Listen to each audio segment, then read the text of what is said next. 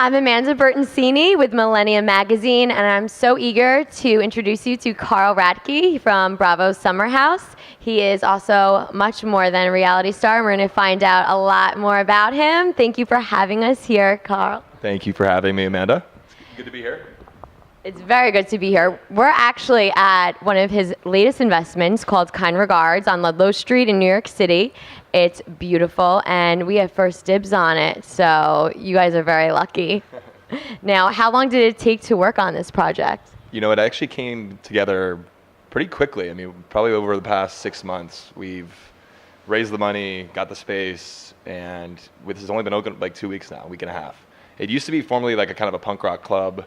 Ludlow Street is blowing up. The new Soho House is across the street. We've got Ludlow Hotel, some other cool locations.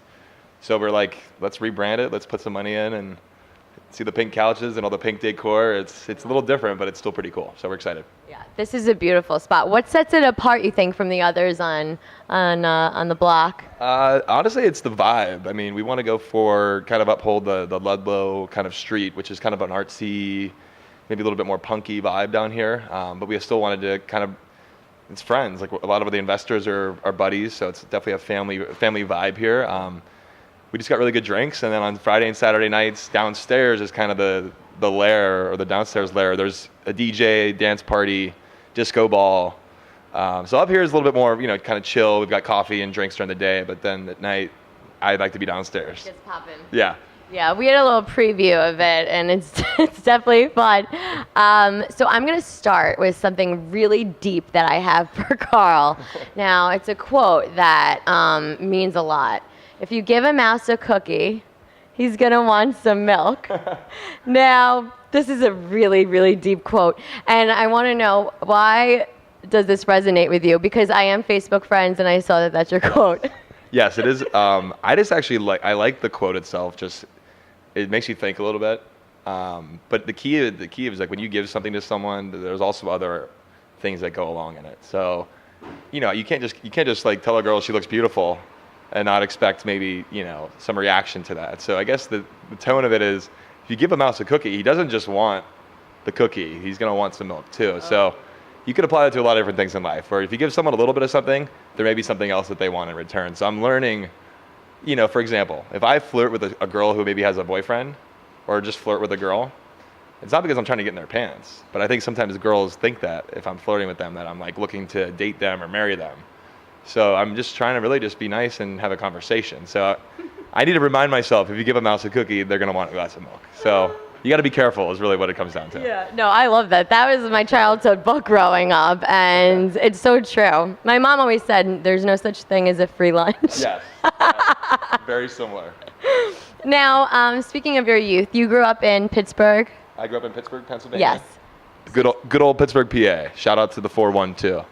You're a big sports fan too. I'm seeing on Twitter. Absolutely. I mean, I love Pittsburgh sports, but I played, pretty high level volleyball. I played basketball, and I like the New York teams. Don't get me wrong, but when it comes to Pittsburgh versus New York, I got to go for my Pittsburgh teams. But I go to Knicks games a lot. I was at the Rangers game actually on Sunday, so I like the local flavor too. But Pittsburgh's my home. Now, what was it like growing up there, and what were you like as a kid?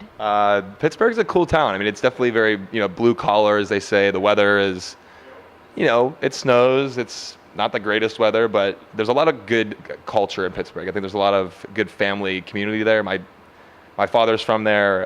My grandparents still live there. My brother, my mother are all there. So there's a good sense of community there. Everybody really, being on the Summer House show, there's been a lot of Pittsburgh support for me, because I definitely wore my Pirates in my Pittsburgh gear, but people are just really supportive. So it's just a cool. I mean, I don't live there anymore, but I'm really proud to be from there. I love New York, but I'm proud to be from Pittsburgh. What were you like as a kid? Like, how would your parents describe you? I was the same kid as I am now. I mean, a lot of energy. I like to have fun. I can't sit still. I had a Kool-Aid stain though when I was younger. Didn't we all? I was that kid that was just poke people and just be like, hey, and like just have that smile and just always looking for fun. I didn't play video games. Yeah. I was always outside running around, playing a lot of sports. I wasn't a troublemaker. I just was always kind of in the mix. Yeah. I was always up to something. Big personality, outgoing. Yeah. I totally. Same kid. I changed a little bit physically. I'm a lot taller now. Yeah. He's tall. Very tall, 6'5".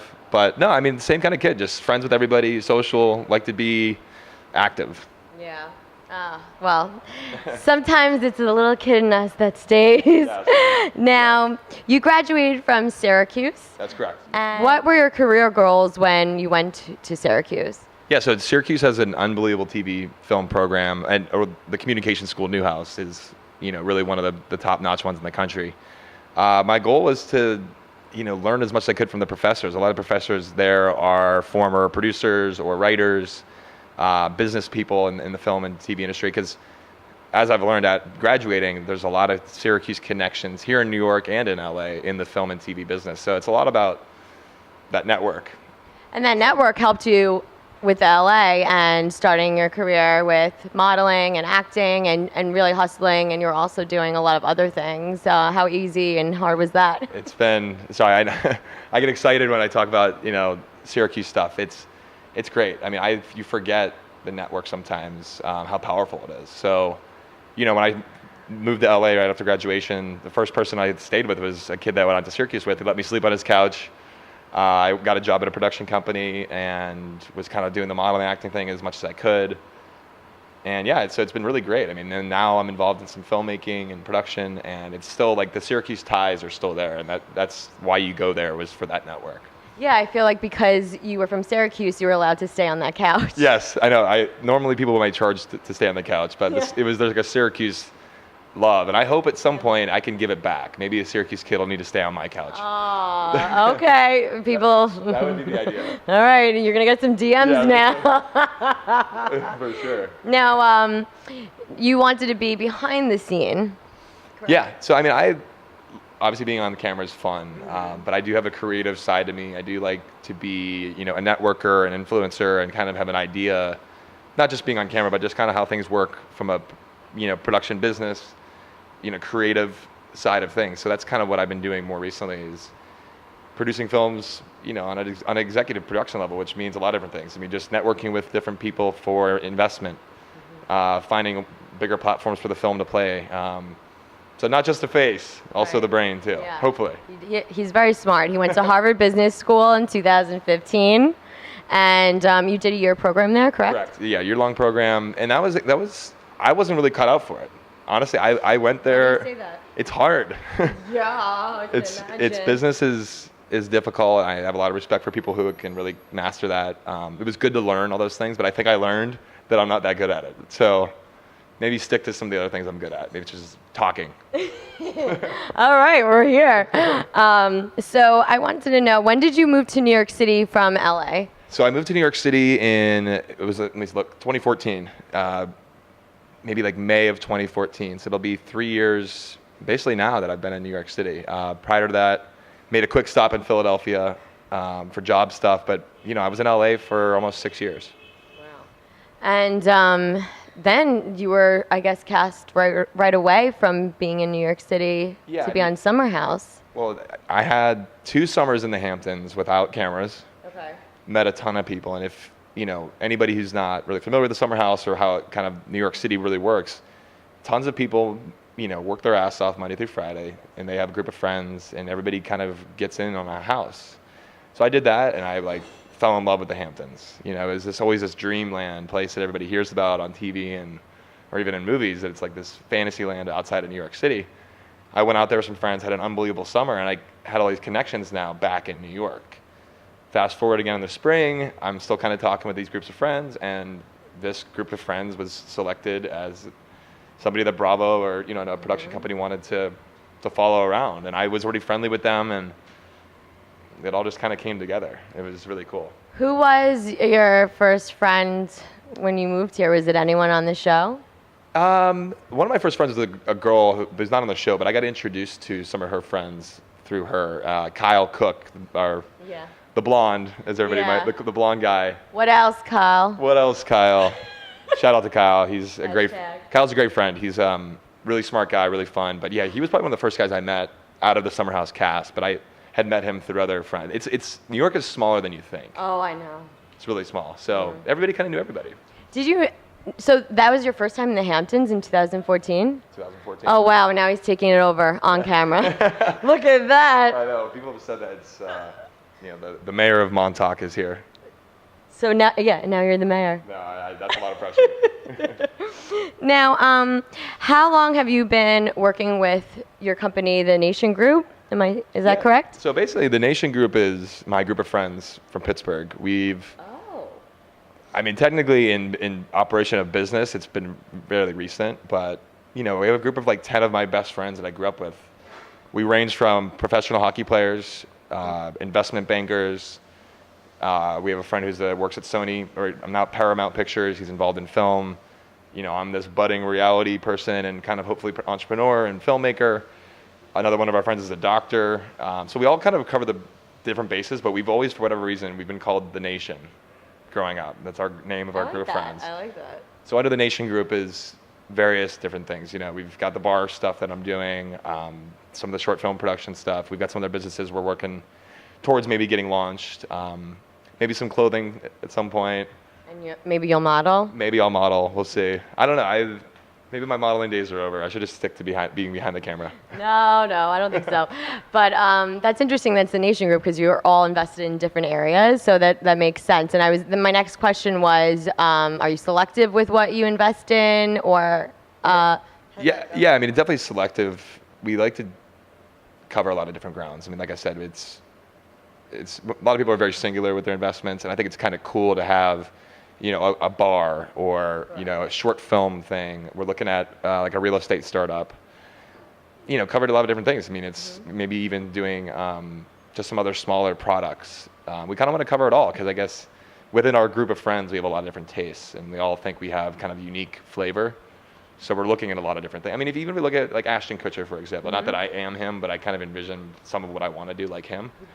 Yeah, he invested in Airbnb very early on. He's written and produced stuff. He obviously acts. He's modeled. And within his group of friends, they've also covered a lot of different cool businesses. So I kind of hope to be like him. Oh, yeah. Oh, and also, you're covering all the bases. So how would people reach out to you if they wanted you to invest in them, or do you seek them? It's oddly enough being on the show, and once people kind of catch wind about maybe being involved in a bar or short film investing, I get scripts maybe twice a week. I get a lot of different. There's a lot of bar and restaurant opportunities that have come my way just because of being here with Kind Regards and another bar in the meatpacking. It's cool to get ideas and people coming after you, but it can be a little taxing. So we're careful. We're networking. We go out to events, but we are kind of careful with who we are listening to because we don't have a ton of money to throw around. But when we do, we really get behind it and want to hope it does well. Worth it. Yeah, worthwhile. So viewers just watched the premiere of Summer House on Bravo, and I want to know, how did this opportunity come to you, and what was it like filming? The opportunity came to me, again, I was friends with these people in Montauk. It's a cool community where it's very surfery, fishermen, not as, I guess, Hamptons-y flavor. People aren't maybe as buttoned up. Which is it's just fun. People let loose a little bit more maybe in Montauk than other areas, but there's just a chiller vibe in Montauk that I like. And through that meeting of tons of people, you're out at the beach throwing the football around, and you end up meeting guys like Everett. Oh yeah. You meet guys like Kyle who are kind of macho-y, bro kind of dudes that I was talking to. They knew some girls, happened to be Lauren and Ashley, the twins from the show, and then they were friends with Christina and some of these other girls. So it all was this kind of very social platform. But regardless, they were looking for another guy that I've been friends with these people, but I was kind of more of the newer person in the house. They must have loved your personality. I think, yeah, I don't know. Maybe they saw how much fun I had the previous summer, and they wanted me to maybe, add to that. No, it was a cool opportunity to live in a house with people I already knew, and living your life. Let loose. Yeah. Now, were friendships tested or built during filming or after, actually? Friendships were built, but tested. I think built first. I wasn't best friends with everybody in the house, but I definitely knew them before, and I think if anything, we've all become a lot closer, for sure. That's wonderful. Are you single? Are you dating? I've been dating. I've been very focused on a lot of these other things I'm doing. I mean, obviously there's been a cool attention from the show, and it's nice to have people recognize you and stuff, but I'm very, very singular focused on the work right now. What do you look for in a partner? I like brains. Obviously, attraction is important, but I definitely need someone who's smart, someone who's driven, but someone who's funny and can kind of let loose and challenge me. Yes. Yes. That's a nice one. So any news on season 2? I'm confident we're going to get a season 2, but nothing has been told to me exactly the final details. I think the response has been really positive. So from everything I can tell, they will have a season 2. I don't know if it'll be me on there. I hope. Oh, it will be. I hope so. Oh, it has to be. Now, my last question would be, if you had to give one word for your housemates and describe them, what would it be for each one? Let's start with Kyle. Kyle? I mean, he's like a Dennis the Menace, but he's hilarious. That's not one word. I'm sorry. Dennis the Menace. It's okay. That counts. He's fun. Okay. Super fun. I mean, say that again? Each one. Oh, Lauren, I mean, she's just a ball of energy. I mean, they're the twin Ashley's Lauren, but married. Yeah. So, they're so much fun. Steven, he's the quintessential, gay guy where he's hilarious, but he's got very, just good sarcasm, good wit. Jacqueline's just like that Southern belle, sweetheart, but, I think her mouth gets her into some trouble sometimes. She flirts a little too much. Christina, I probably don't know her as best as anybody on the show. She's just tough. I think she's a tough cookie on me. Lindsay, she's a little nuts, but she's passionate. I respect that. And Everett, he's got the same kind of fire.